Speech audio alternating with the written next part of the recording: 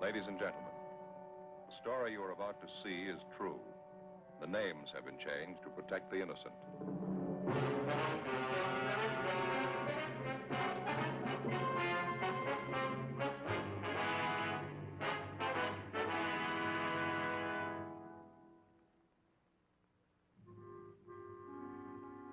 This is the city. Like a great many coastal towns, Los Angeles has a wide variety of beaches.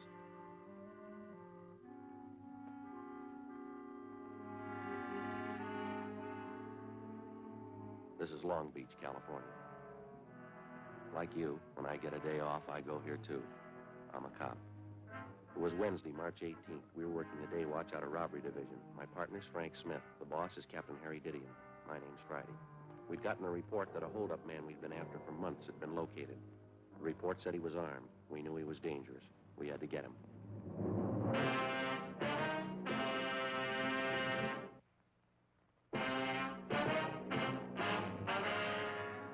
How's the coffee, Joe? Fine, I brought some back for you. Slats? Joe? Where's Tom? Checking out some tear gas equipment. Figured we might need it. You confirm that address? Yeah, 2100 Buchanan Avenue, corner house. Hi, Skipper.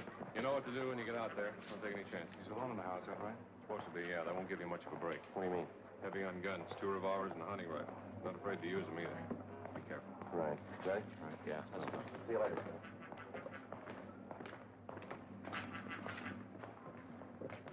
Well, it's a long haul, huh? Hope this washes it up. Hunting rifle and 2 revolvers. What do you think, Joe? 18 robberies in 3 months. You know the guy as well as I do. Yeah. What's your guess? His name was Hoffman, George R. In our files, his criminal record dated back to high school days. Petty theft, grand theft auto, burglary, armed robbery. His record included 2 terms at Preston School of Industry and 1 at San Quentin. Hoffman's latest campaign was a 3-month run of armed robberies. We tried everything we knew to stop him, but it wasn't enough. We'd failed to get a line on him until one of Captain Didion's informants came up with a tip that Hoffman had been hiding out for the past month in a small bungalow on the corner of Buchanan Avenue and Selma Street. According to the information, the suspect had a good supply of food, ammunition, and 3 guns. 10:15 p.m. Together with Sergeants Tom Gaffney and Slats Henry, Frank and I parked our car down the street and started toward the house. As we approached the house, we could see a light burning in one of the front rooms.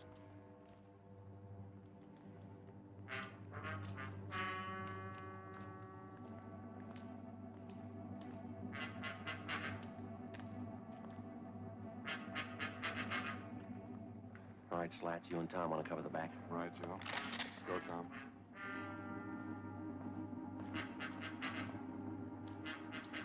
All set, Joe? Yep. Let's go. Joe. Front window. Yeah.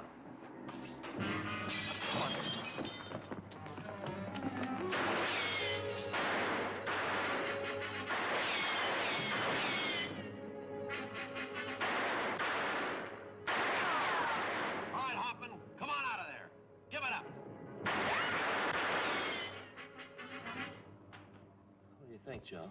I don't know. We got to get him out of there. Hoffman! What do you want, Bob? I'm telling you, throw those guns out and you follow them. I ain't coming out. You try coming in, I'll blow your head off. I ain't coming out. All right.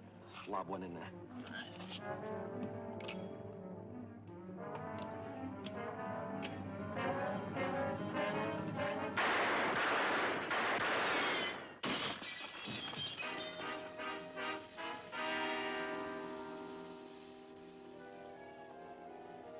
What do you think, Joe? We'll come out.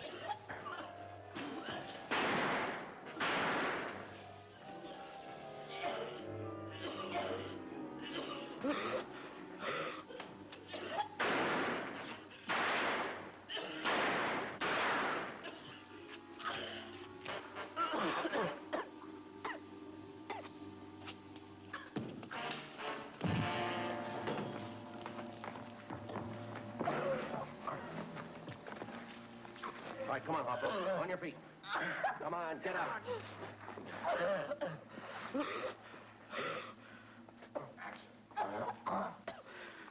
You You didn't have to use gas. You didn't have to. You didn't give us much choice, mister.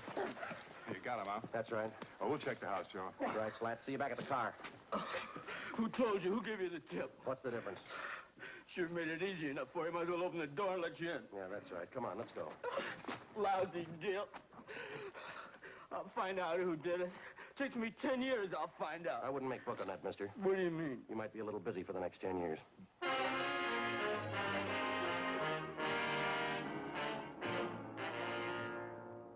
George Hoffman was taken downtown and booked on suspicion of robbery. At a special show-up, he was identified by more than a dozen of his robbery victims. Between his arraignments and his preliminary hearings, we worked together with the district attorney's office in lining up witnesses and preparing the evidence against the suspect. We figured we had an airtight case. Hoffman's trial in Superior Court was set for May 14th.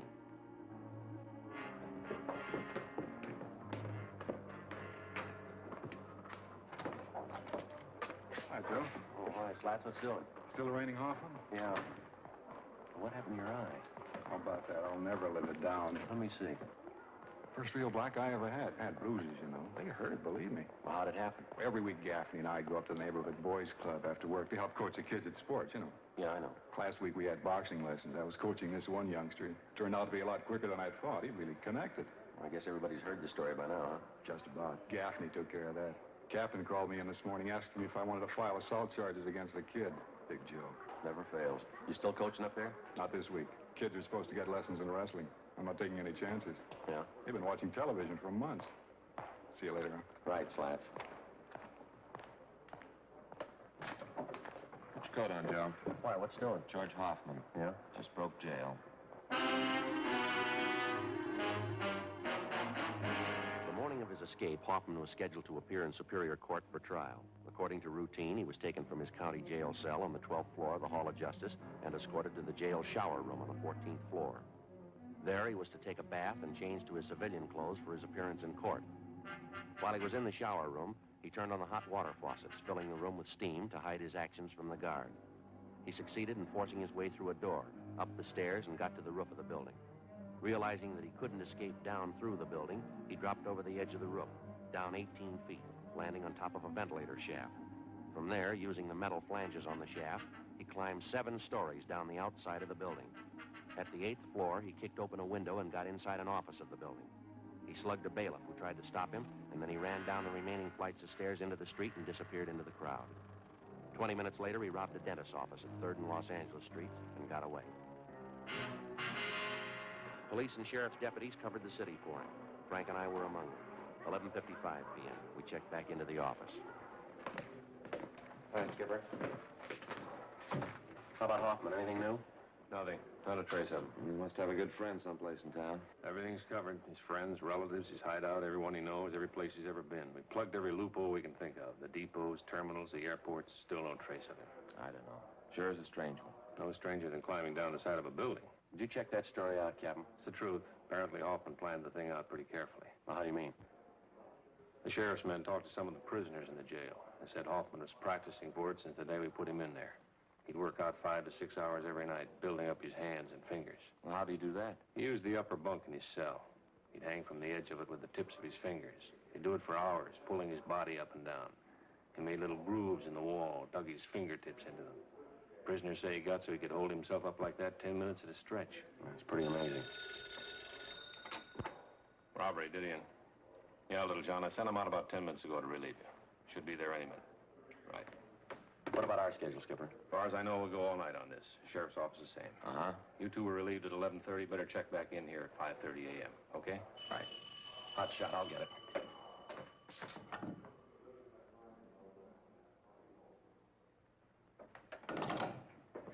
What is it? Drugstore holdup. They think it was Hoffman.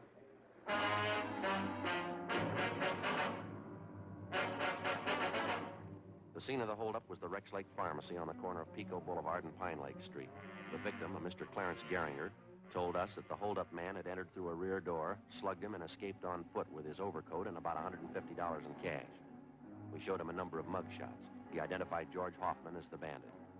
A special detail of men were ordered on a thorough search of the general area around the drugstore. No sign of the suspect. The citywide dragnet continued all that night and into the next day. No developments. The search went on. A week passed. At 10 p.m. on the day Hoffman was scheduled to be tried in Superior Court, he beat up and robbed a 40-year-old liquor salesman in the Highland Park area. Again, he made good his escape. Routine investigation failed to turn up a thing. We continued to check out every possible lead.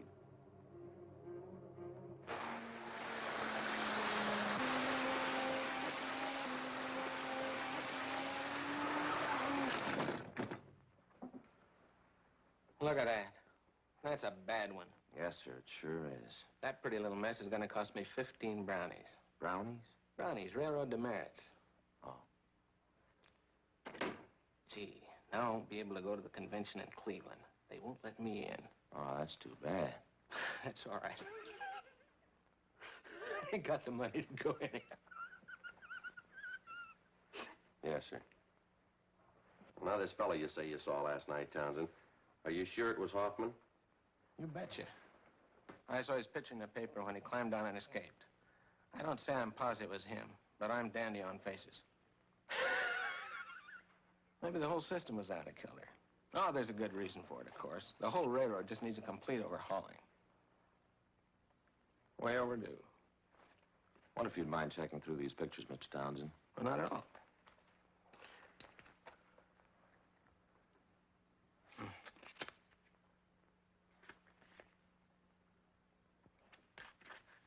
Gee, that's a mean-looking one. Well, that looks like Harvey, the president of our railroad club.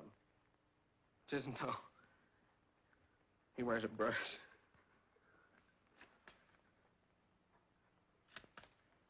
That's the one. That's him. Am I right? Yes, sir, that's Hoffman. Do you happen to know where he's staying? Yes, an auto court on Royal Oaks Avenue. He's been there for a month. Say, Sergeant, if you find out it really is this Hoffman, don't tell Mrs. Cox at the auto court. It'd just break her heart. That's so? She's sort of an amateur detective. She thinks she knows faces better than I do.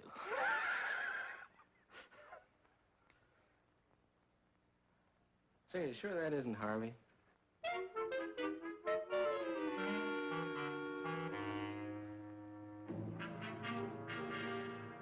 After we left Roy Townsend, we called the office and filled them in. Captain Didion called Pasadena and notified them. Then we drove out to the auto court in which the suspect was reportedly seen. Yes, you want something? Yes, ma'am. You Miss Cox? Yeah, I'm the manager here. If you want lodgings, we're all filled up. You might try the Golden Eagle straight down the street there. We're police officers, Mrs. Cox. Could you hold that up a little closer? Yes, ma'am. Oh, yeah. Do you have a man named Hoffman staying here? Hoffman? No, I don't. Got a Hoffmeyer, though. Sure that's not it? Wonder if you'd look at this picture, please. Could you hold that a little closer, please? Yes, ma'am. Could you get a little closer? Well, I'm afraid not, ma'am. Oh, could you step out here, do you suppose? Thank you. Do you recognize him? Yeah, but his name's not Hoffman. It's King. Number 23. He's not in, though. Left about an hour ago. Think so? Yeah. I guess he won't be back for another hour.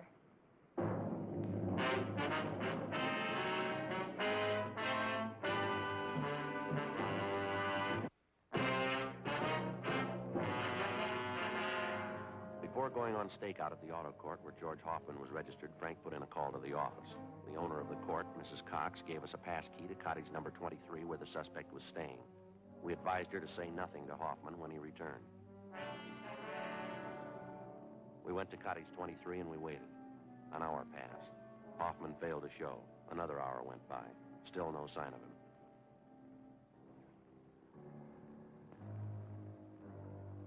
What do you think, Joe?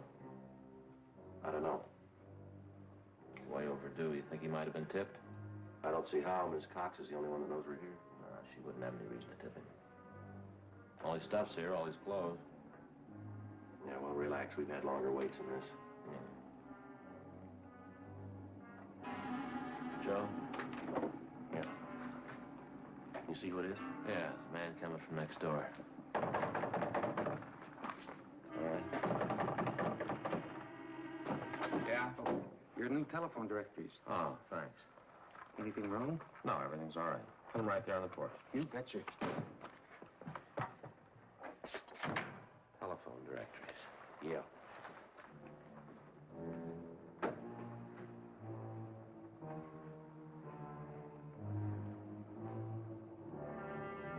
checked with the office. No word. At 5:30, we were still waiting. You know, I was just thinking, Joe. Yeah? What about? That fella Townsend has all those trains. Must be a great hobby, electric trains. It runs into money, doesn't it? It's pretty expensive. I was going to talk to Fay about it. It's real educational. My little boy would get a big kick out of having his own train. Well, don't you think he's a little young? He's only 3 years old, isn't he? Yeah, but I could put it together for him, show him how to run it. Yeah, sure. Officers, it's me, Mrs. Cox. Oh, my. Oh, I'm sorry, Miss Cox. Yeah, well, I'm sorry to bother you, but your office just called. They wanted me to give you this. All right. Thank you very much, ma'am. Hope everything's all right. Yes, everything's fine. Thank you. Well, I'll be in my office if there's anything you want. Yes, ma'am. Thank you. What is it? It's from Didion. Yeah. We just picked up Hoffman 10 minutes ago.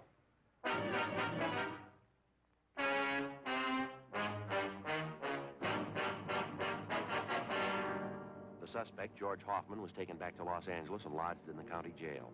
This time, there was no escape. At his Superior Court trial on August 16th, he was convicted on several counts of armed robbery and sentenced to the state penitentiary. From August to January of the following year, the months went fast. We washed up a string of liquor holdups just before Christmas. We got 2 days off. In January, Frank was off work for a week with a bad dose of the flu. Another 5 months went by. Toward the end of June, we got word that George Hoffman was no longer at the state penitentiary. After serving 11 months, the former holdup man had been paroled into the Army with the provision that he serve overseas. Another 3 weeks passed. July 12th, Tuesday. Frank and I had lunch at Eddie's Cafe, and we checked back in at the office. Good meal, huh? Want a soda, man? What for? Well, I don't know about you, but that Eddie can change his menu. Fried beans, some pastrami sandwiches, that's all we ever get. Well, from the way you dug into him, I kind of got the idea you like him. Well, I like them, sure, but eat too much. Look at me. 3 sandwiches and 2 plates of beans. No wonder I can't eat dinner. All right, Joe. Slats? I didn't know you two were back from lunch. Okay if I grab a sandwich? Yeah, sure, go ahead. We'll Thanks. cover. Oh, there's someone waiting to see you in the next room. Oh, who is it? I'll get him. You want to come in here? Yeah, thanks. See you later, Joe. Right, Slats. Hi, Friday. Yeah? What's doing? Remember me, George Hoffman? Oh, yeah, Hoffman, in the Army uniform. I didn't recognize you. Yeah, I thought it might fool you. Guess you heard about me. Good break, huh, Sergeant? Well, I'm glad you feel that way. How you doing with the Army? I'm pretty good now. Sharpshooter. Yeah, that figures. I like it. Thought I'd drop up and see you fellas. See you still got the same partner. Smith? Yeah, we still work together. Oh, yeah, been a long time, Hoffman. How are you? Pretty good, officer, thanks. Just thought I'd stop by, show you there's no hard feelings. Sure thing. Got any idea when you're going overseas? Boys in my outfit figure day after tomorrow. That's kind of one reason I dropped in to see you. How's that? Well, I know it's pretty nervy, but I got lots of that. See, a bunch of us are on leave till tomorrow noon. Figured to go out tonight, and I'm a little short. You know how the Army pays. Well, here's a couple of bucks, Hoffman. Will I do you any good? Oh, that's sure swell of you, Sergeant. Thanks a lot. Here's a couple more might help. I can't tell you how I appreciate this. Believe me, I'm going to see that you get this money back. It's all right, Hoffman. Thanks again for the touch. Good of you. Drop us a card if you get a chance. We'd like to know how you're doing over there. Sure thing. Bye, Sergeant. Bye. Good luck to you.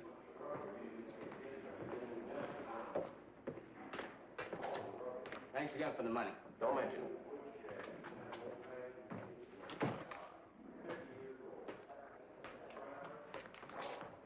Well, looks like a turn for the better, huh? Yeah. Doggone, it never fails. My last $2. Well, we had to give him something. Yeah, but what do I do for lunch money tomorrow?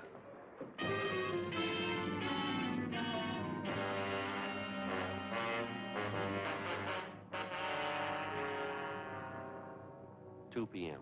We drove out to the Wilshire district to interview a victim of a recent drugstore holdup. 4 p.m. We brought him back downtown and took his statement. 4:30 p.m. Friday? Smith? Hi, Skipper. Henry says that ex-con George Hoffman was in today, and you talked to him. Yeah, that's right. Have a look. The MP's just left. Well, your $2 went for nothing, Frank. Hoffman's wanted. Huh? He just broke out of Army prison this morning. Together with the Army authorities, local officers joined in the citywide search for Hoffman. At 10 o'clock that night, a food market at Santa Fe and Rialto was robbed, and the proprietor was beaten. From our mug shots, the victim identified Hoffman as the holdup man. Shortly after midnight, a drugstore on Crenshaw was held up. Hoffman was again tabbed as a suspect. The next 2 days, the search was intensified. No leads. 2 more days went by. Late Saturday morning, we got a call from an ex-convict who told us that Hoffman had contacted him. Hoffman said he wanted to see him. The informant went on to say that Hoffman had told him he would be at the LCD Tool and Die Works that afternoon. 12:43 p.m., Frank and I drove out to the factory. It was a large brick building on the corner of Chandler Boulevard and Verdugo out in the valley. We talked to our informant, Charles Kilgore. Like I told you on the phone. George called and said that he had to see me. He say what it was about? No, just that it was important. He said he'd call back and confirm it, and it's about that time now. Have you got any idea what it's about? Not the slightest. How is it you know Hoffman? I've known him for years, ever since high school. He's a nice enough guy, but a little impressed with himself, maybe. Well, if he's in trouble, why would he call you? I don't know. We got along pretty good in school. Maybe he figures I can help him out of whatever beef he's in. What time did he say he'd be here? He said he'd call me back and let me know. Just said that he wanted to see me, that's all. I said I didn't want to see him. I didn't want to get mixed up in anything. I know he's had some trouble with the law. Yeah? He said I was in it whether I liked it or not, and he wanted to know if I was going to be alone here this afternoon. I said yes. Yeah? I got to thinking about it, decided to call you. Excuse me. LCD Tool and Die Company, Kilgore speaking. Yes? Yeah, George. Uh-huh. Sure, how soon? Okay. It's 107, right on the main floor. Come in the first street entrance, right down the hall. Okay, I'll see you then. Hoffman. Yeah? He'll be here in 20 minutes. We asked Kilgore to check with the building maintenance staff and have the halls kept clear of people for the next 45 minutes. 1:24 p.m. We talked to Sergeants Gaffney and Henry. They left to cover the rear of the building. Cars in the area had been alerted, and a description of Hoffman had been broadcast to all units. In the event they saw Hoffman, they were to keep him under surveillance, but not to attempt to apprehend him. We waited. 1:30 p.m.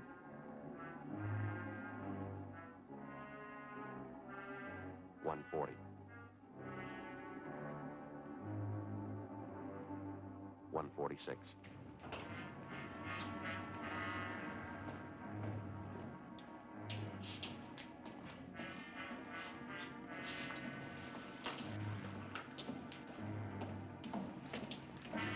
All right, hold it up, Hoffman.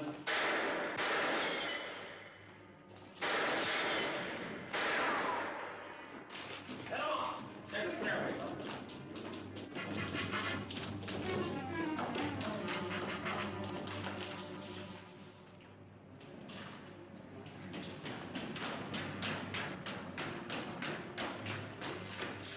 I'll head him off this way, Joe. All right, Slats, careful.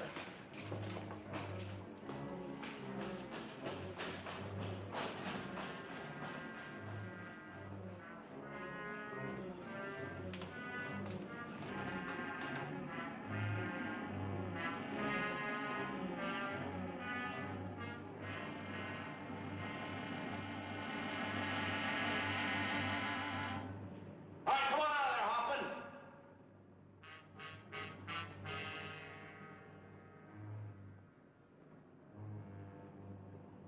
Come on out of there, Hoffman. You got no place to go.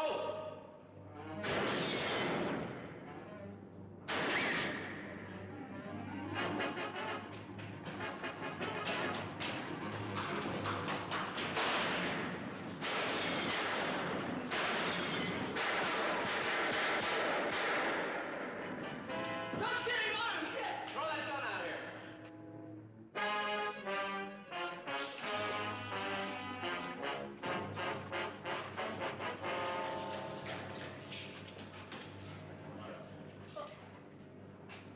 All right, let's go, Hoffman. Sure. What good's it gonna do you? I already proved it. I can break jail anytime. I proved it twice. Well, you're going right back in again. What's that prove?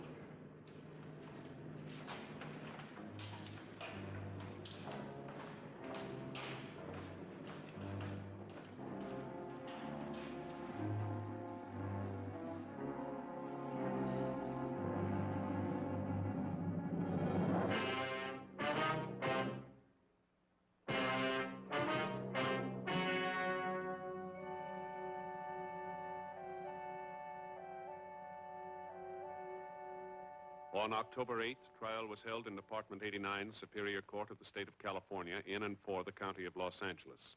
In a moment, the results of that trial.